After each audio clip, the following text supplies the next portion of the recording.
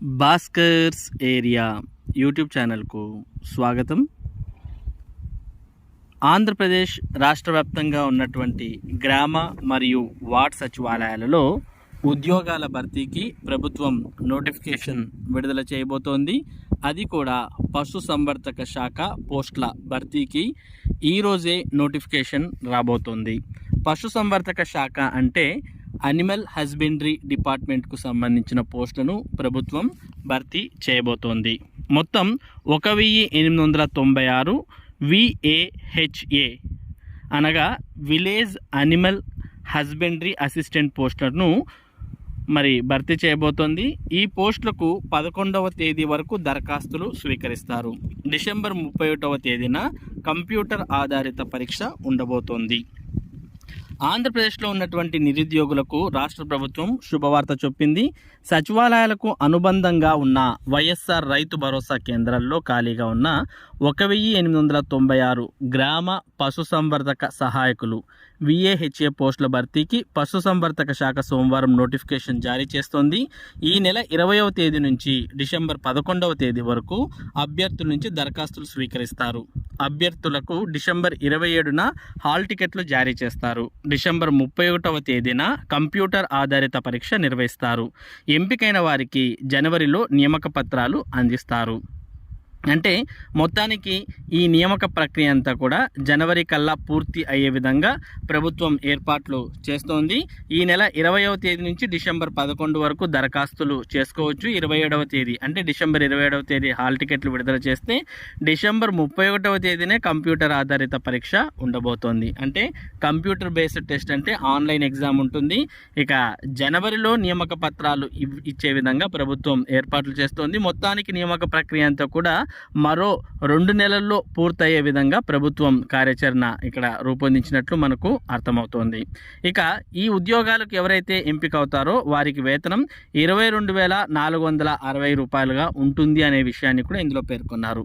ఎంపికైన వారికి 2 ఏళ్ల పాటు ప్రొబేషన్ సమయంలో 15,000 చొప్పున కన్సాలిడేషన్ పే ఇస్తారు.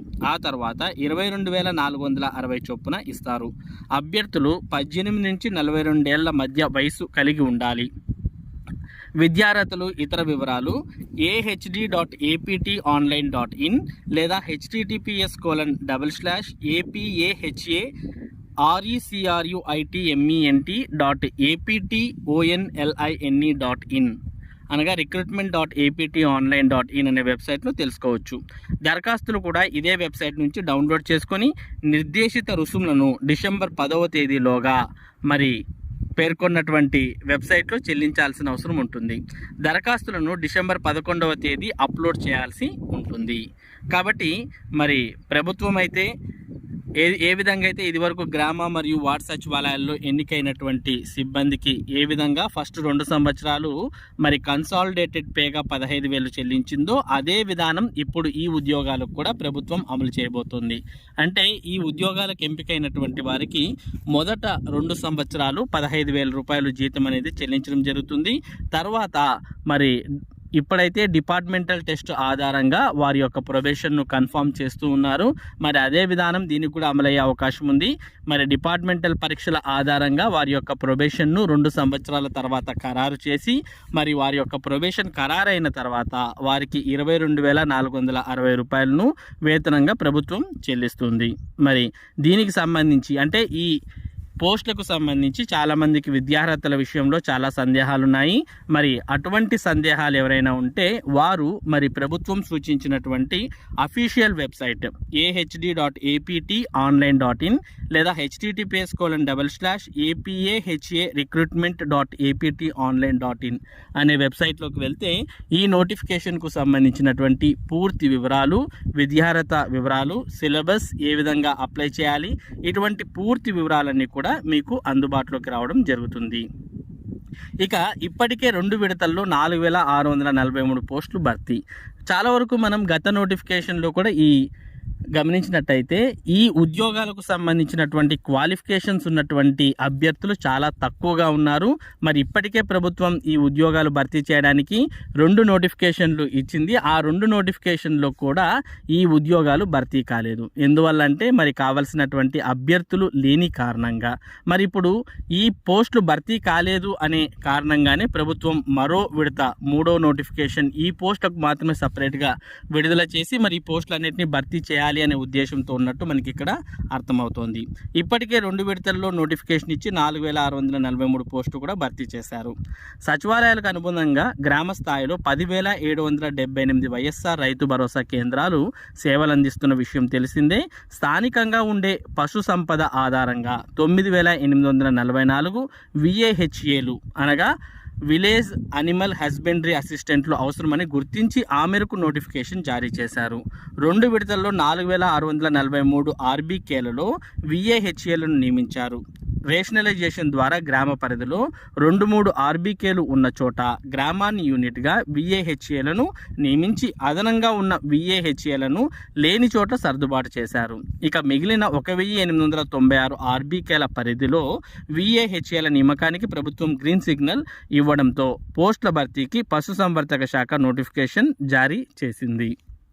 మరి ఆర్బీకేలలో వీరి యొక్క అవసరం చాలా ఉంది అని ప్రభుత్వం గుర్తించి మరి వీరి యొక్క నియామకాల కోసమే మరి ప్రభుత్వం ఇప్పుడు నోటిఫికేషన్ అనేది ఇవ్వబోతోంది. ఈ నోటిఫికేషన్ ద్వారా 1,896 పోస్టులను భర్తీ చేయబోతున్నారు.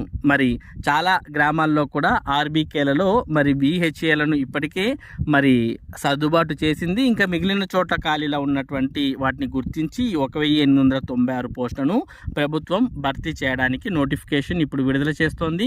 ఈ నోటిఫికేషన్ అంతా కూడా మరి 2 నెలల్లో పూర్తి చేసి జనవరి కల్లా వారికి నియామక పత్రాలు ఇవ్వాలి అనే ఉద్దేశంతో ప్రభుత్వం ఉన్నట్టు మనకి ఇక్కడ అర్థమవుతోంది. ఇక ఉమ్మడి జిల్లాల వారీగా భర్తీ చేయనున్న పోస్టుల వివరాలు మనం చూడవచ్చు.